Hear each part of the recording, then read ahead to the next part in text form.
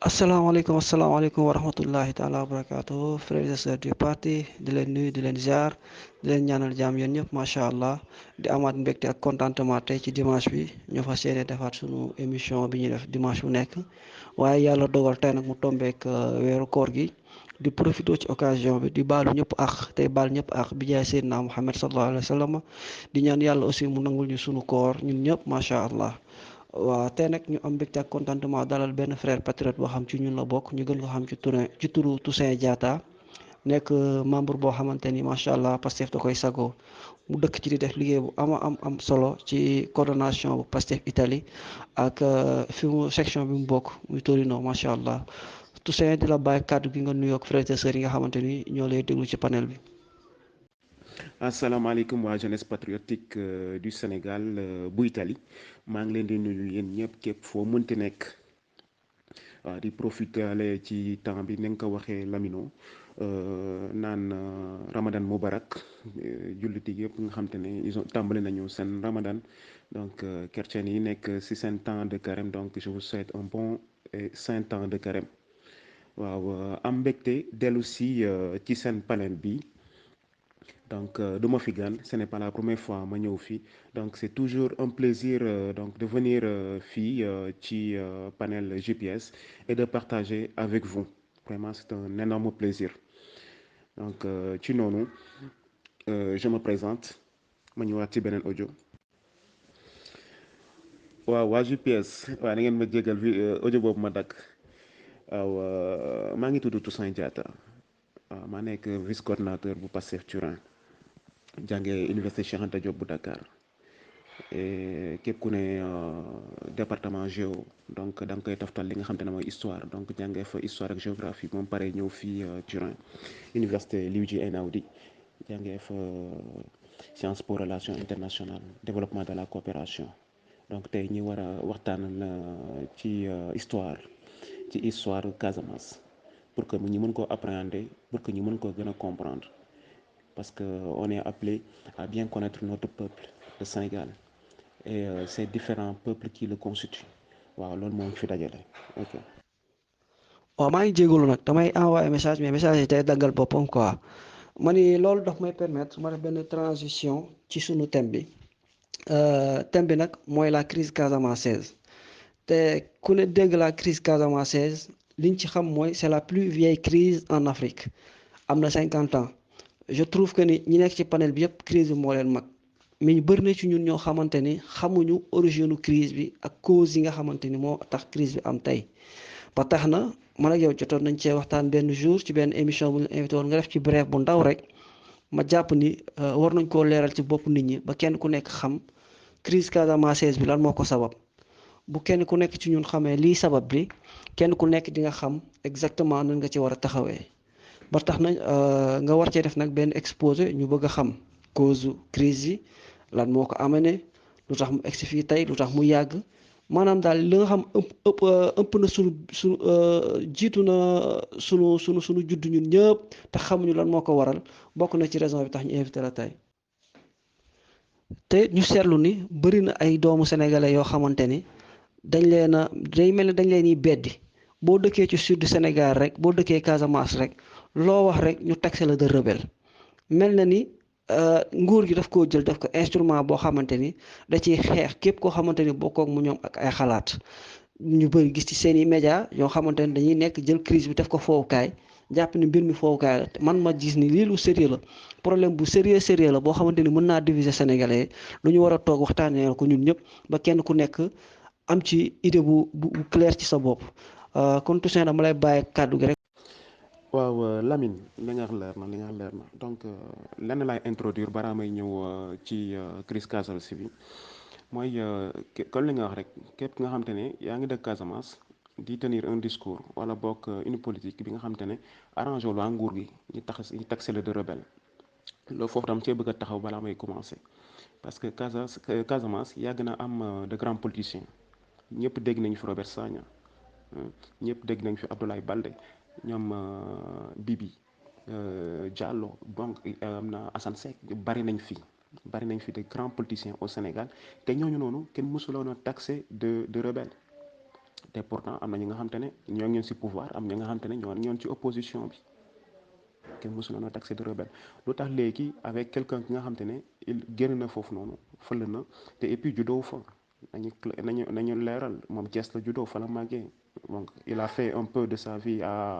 au village à Ziguinchor fa la jàngee mais quand même juddoo fa comme sama genre bi rek man bon Dakar laa juddoo donc voilà mais pourquoi ku mel noonu génn rek donc ñu war la taxé donc de rebelle donc pour ne la que c'est toujours dans cette phase de diabolisation foofu rek li ñu ko mën a dëkkale quoi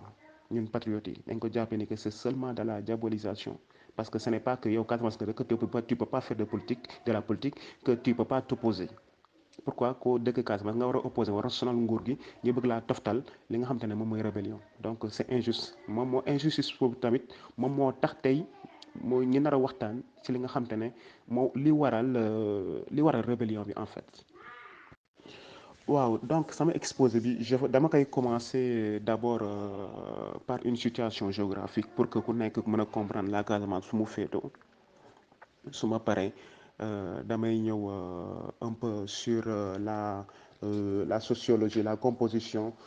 sociologique donc de la Casamance waaw ñëw tamit ci histoire ñëw ci histoire comme ça ni ma gën koo coiffé ngeen gën a comprendre su ma paree soog terminer par la crise elle-même maanaam la crise de la Casamance. waaw géographiquement la Casamance moo ngi situé wu au sud du Sénégal waaw au nord mu am frontière ak Gambie à l'ouest mu tiim l'océan Atlantique à l'est il y a la région de Tambacounda waaw au sud il y a la Guinée-Bissau donc voilà ñooñu noonu ñoom ñoo ko ñoo sekk li nga xam te ne mooy Casamance. waaw boo leen gisee Casamance li mu situé ak li mu nekkee ngeen comprendre ni que dafa nekk une zone de brassage cosmopolite maanaam ay ethnie yu bari ñoo fay daj donc loolu mooy Casamance moom ci boppam région la woon bi ñu jëlee indépendance c'est une région unique waaw mais Abdou Diouf après da ko séparé mu séparé ko en deux régions muy région Ziguinchor ak région wu Kolda ñu dem ba ci kanam léegi ñu séparer encore la région de Kolda en deux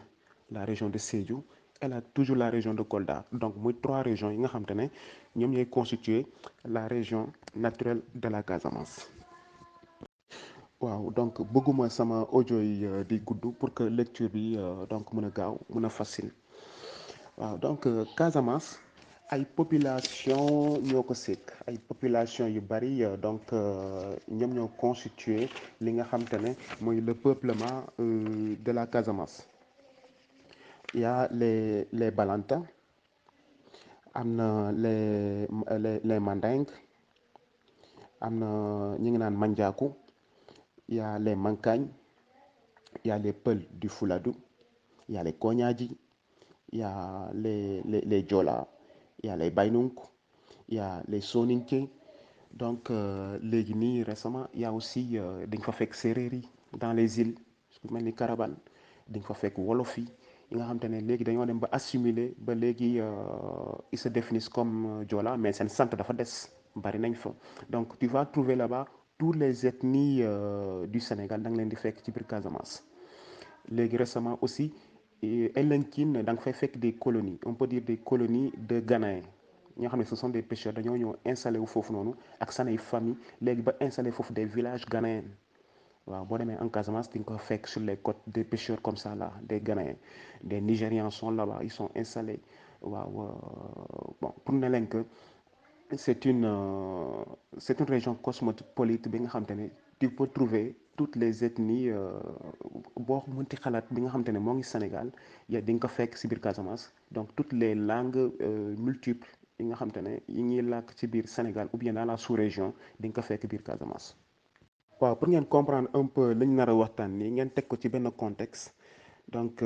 da ngeen xam ni que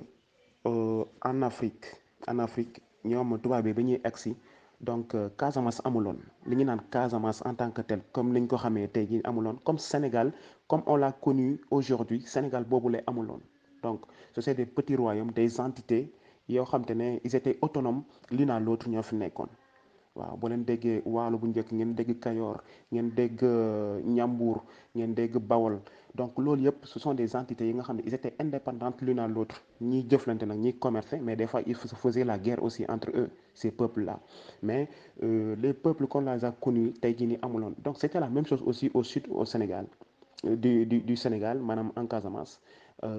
maanaam Ziguinchor Baynunké ñoo fa nekkoon ce sont les Baynunké qui étaient à Ziguinchor donc département bi et les villages yi nga xam te ne ñoo ko wër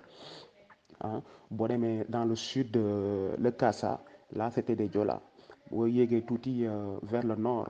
de Ziguinchor fekk fa les Joola Foni parce que Joola tamit dafa bari bu demee dans les îles il y a un autre beneen xeetu Joola bi nga xam ne ñoom ngay fekk foofu noonu boo demee un peu vers l'est nga fekk fa les Mandingues et les Peuls de ce côté là ñoom ñoo nekk vers l'est ngeen comprendre ni que tamit la Casamance dafa am fu mu bokkoon mooy ce qu'on appelle l'empire du Gabou si l'empire du Gabou ci la Casamance bokk te l'empire du Gabou moo ngi bokkoon si territoire yi ma leen limal nii la Gambie c'est dans l'empire du Gabou région Tambacounda bi ngeen gis nii c'est dans l'empire du Gabou donc toute la Guinée-Bissau wàcc ba une partie de Guinée-Conakry loolu yëpp dafa bokkoon ci cette grande empire du Gabou donc loolu moo nekkoon délimitation territoriale donc empire bi waaw donc Ziguinchor comptoir la woon benn entité bu ndaw la rek ci biir Casamance donc portugais ñoo créé comptoir commercial boobu noonu teg ko ci dex bi parce que fa lañ doon jaar pour dem ci océan Atlantique jóge ay Guinée-Bissau di wàcc donc di commerce noonu lañ doon def waaw ñoo ngi ko créé en 1645 ki ko créé moom mooy Gonzalo Gamboa Ayola moom moo créé comptoir boobule comptoir bu Ziguinchor d'accord donc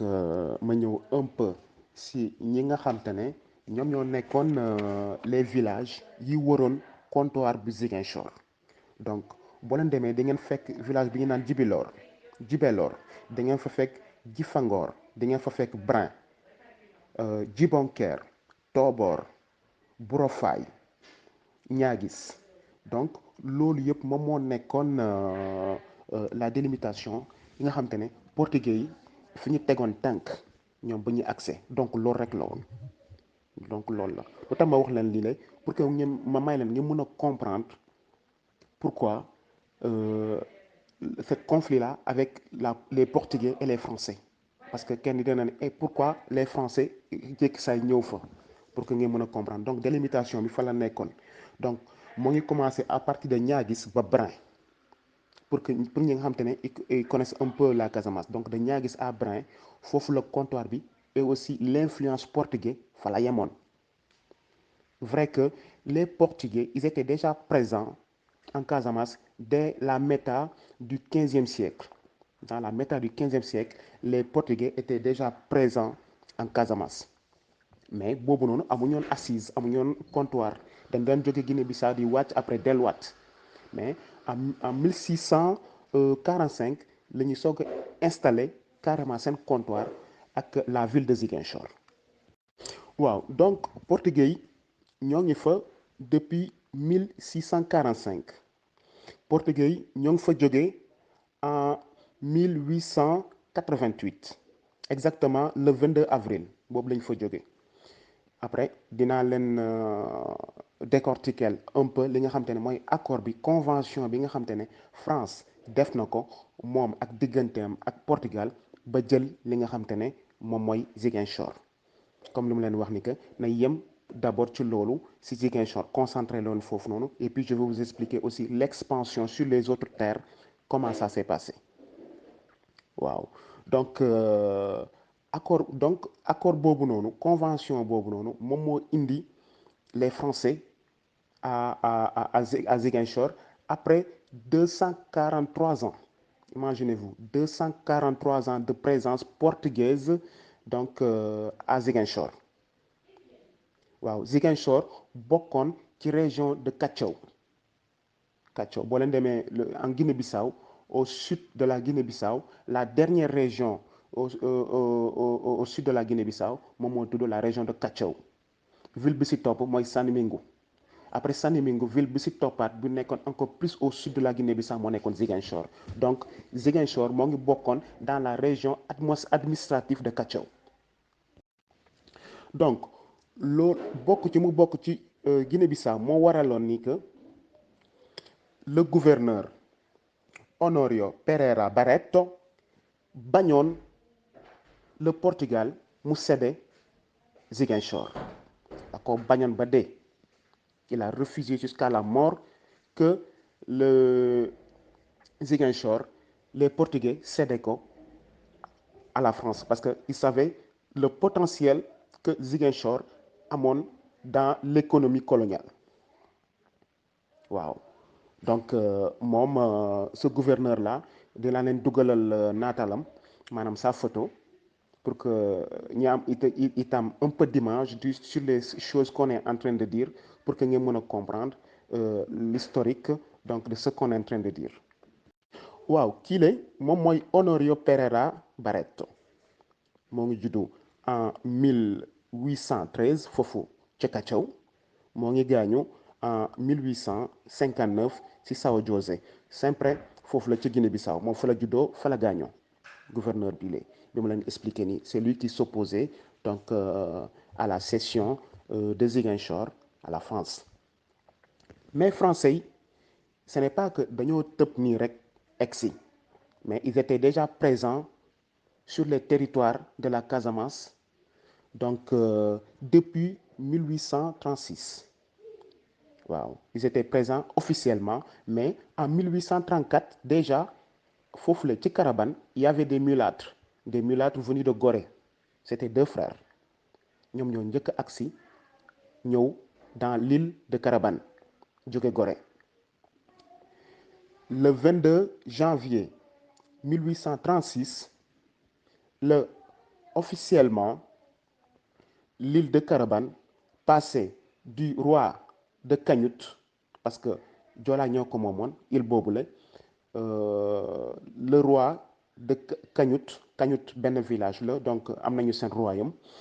ñoom ñoo moomoon île bi mais l'île était inhabitée kenn dëkk fa woon dañ fa daan dem di fa bay di dellu siyaat île bi pour me situer leen ko un peu dinaa leen dugal tamit beneen carte pour que ngeen comprendre donc l'île était devant l'océan Atlantique moom moo nekk subito boo nar a duggsee sur le fleuve Casamance donc waa Canut dañ fa daan bay di dellu siyaat français bi ñu ñëwee donc ñoom ñu ñëw toog fa nekk fa waaw mu amoon benn traité bi nga xam te ne moom la ñuy signé moom le roi de Canut ak les français pour que les français mën a installé wu Carabane donc ñoom fa la ñuy installé wu comme ça ñu mën a dugg sur les territoires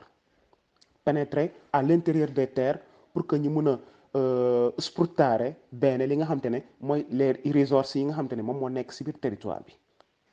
vous voyez parce que les Français ce qu'ils font bu ñu eggee Gorée ils étaient sur la côte la ñuy nekk et puis ñi dem dugg dans les territoires et puis après ñu dellu siyaat petit à petit ñu mën a toog inséjaare ci territoire yooyu noonu waaw li nga xam te ne moom la histoire coloniale di demee il faut que ngeen xam ne que comme leen waxoon sànq ces territoires-là n'étaient pas rattachés l'une à l'autre du jour au lendemain Gorée benn entité la am na lu mu doon gouverner Saint-Louis beneen entité la bu nga xam te ne moom am na des peuples fi ñu ko rattaché woon am na lu mu doon gouverner maanaam Waalo ñoom ñëpp ça dépendait donc de la gouvernance du gouverneur de Saint-Louis Gorée loolu tamit beneen gouvernance la bi nga xamante ne moo fa nekkoon am na lu mu doon gouverner donc le décret du 12 octobre 1882 moom moo rattaché Gorée avec le Sine et le Saloum à Saint-Louis waaw boo jëlee Gorée Sine Saloum ñoo ñëpp seen entité bopp la ñu yoroon bokku ñoon dara ak Saint-Louis le nord mais ce décret là du 12 octobre retenez bien 1882 moom moo rattaché Gorée actuel Sine Saloum bi ñu xam ñun ñi mooy Sine ak mooy Fatick Kaolack toutes ces régions là moo ko rattaché ak Saint-Louis. Vous voyez ce même décret là moom moo tabb la Casamance mu ne la Casamance c'est un territoire autonome mu ne Casamance territoire autonome lay nekk donc bokkul ak dara li nga xam te ne la Saint-Louis la Saint-Louis di gouverner. Vous voyez parce que comme je vous le disais donc du nord il y a Saint-Louis noonu ba Saloum mooy dernière frontière li nga xam te ne moom la Sénégal daan gouverner le gouverneur de Saint-Louis. waaw pour yéen ñi nga xam te ne yéen a ñi da ngeen di dem Sénégal donc pour ngeen comprendre c'est Nioro exactement boo leen demee ba Nioro fa la yemoon dominance du gouverneur de Saint-Louis Nioro la yemoon waaw si biir Casamance nag moom ñoo ngi ko boole ak Gorée là je me ferme et puis ma mun leen expliquer encore bu baax. waaw donc décret ji ma leen expliquer nii moom moo institué ce territoire-là de la Casamance comme une entité autonome bi nga xam te ne bokkul ak dara si li nga xam te ne mooy administration coloniale bi nekkoon ci kaw bi nekkoon Saint-Louis parce que xam ngeen que Saint-Louis moom moo nekkoon capitale Sénégal ñu jëlee administration bi Gorée indi ko ba Sédhiou donc Sédhiou la nekkoon mais comme la leen waxoon ba ñu accès ñoom ils étaient venus avant avec des missionnaires catholiques yi ñoom ñoo fa njëkkoon nekkoon Carabane nekkoon tamit Sédhiou et puis après ils se sont déplacés aussi avec leur armée seen armée moo ñoon Carabane moo waral ni que le roi du royaume de Birkama ba portugais yi bëggoon étendre seen ay territoire parce que dañoo demoon ba gis ni que ñoom dañoo xat fi ñu nekkoon fi ma leen expliquer noonu de Niaguis à Brin foofu rek le portugais nekkoon maanaam Ziguinchor boo ko gisee c'est le territoire administratif du département de Ziguinchor département boobu la Sonko instant nii di diriger commune boobu la c'est la commune ñoom fan la ñu nekkoon bu ñu bëggoon étendre leur territoire le roi du royaume de Birkama il a demandé assistance à la France mooy les Français yi nekkoon à Carabane ñu ne leen dama bëgg ngeen jàppale ma parce que portugais yi dañoo bëgg a ñëw jël sama suuf de ce fait les Français ont signé un accord de protectorat la entre le roi de Birkama avec les Français pour que les Portugais bu ñu continuer di étendre seen ay territoire donc voilà un peu en résumé comment la situation était à cette époque-là donc ma dugalal leen carte bi un peu pour que ngeen comprendre le contexte. waaw avec cette carte-là un peu vous allez c'est une carte de l'époque carte bu yàgg la qui a été tirée des archives de la Bibliothèque nationale du Sénégal. Da ngeen comprendre un peu comment était la situation à l'époque d'accord donc un peu je vous ai fait le résumé de la présence portugaise sur les terres de la Casamance précisément à Ziguinchor waaw léegi on va faire une petite transition pour que ñi dem si li nga xam te ne mooy la présence française ak accords yi naka la demee ba le Portugal a cédé la Casamance Ziguinchor à la France waaw lii mooy document bi pour ma mën a firnde li nga xam te ne moom laa nekk di leen di wax boo leen ko lire vous allez comprendre et qu'est-ce que la France a donné en retour au Portugal pour que les Portugais mën a céder Ziguinchor mën a céder la Casamance ils ont donné Rio Cassini moo ngi fële ci Guinée Conakry xam ngeen ni que Guinée Conakry mooy le Fouta Djallon tout ce territoire là était sous domination française ñoom ñoo fa nekkoon ñoom ñu proposer les Portugais de les donner Rio Cassini bu leen joxee Rio Cassini de ce fait les Portugais ñoom itam ñu jox leen li nga xam te ne moom mooy la Casamance deal bi loolu la vous avez vu donc le 12 mai 1886 liñ ko signé mais les Français ils sont venus à Ziguinchor ils se sont installés définitivement à Ziguinchor et officiellement le 22 avril 1888 waaw donc boo leen xoolee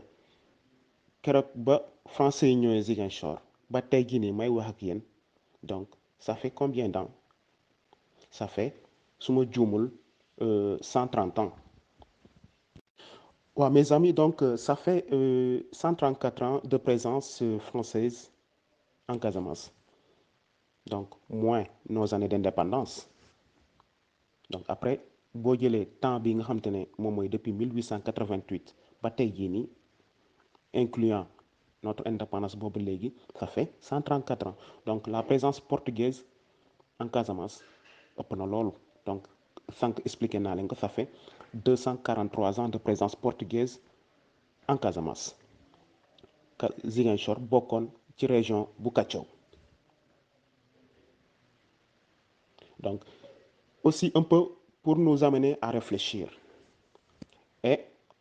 une chose encore en plus même français bu ñu ñëwee qu'est-ce qu'ils ont fait ils ont pas rattaché la Casamance directement à la gouvernance du Sénégal de la colonie française du Sénégal bi nga xam te ne moo ngi nekkoon Saint-Louis non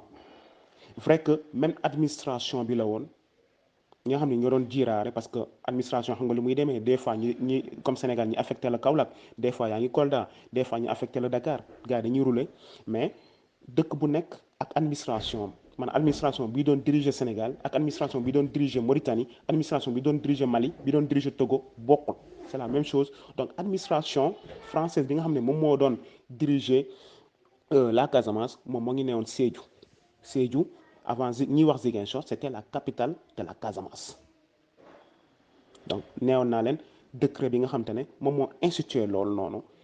l'autonomisation de ce territoire là de la Casamance et ayant aussi son administration propre bi nga xam te ne moom moo nekkoon Sédhiou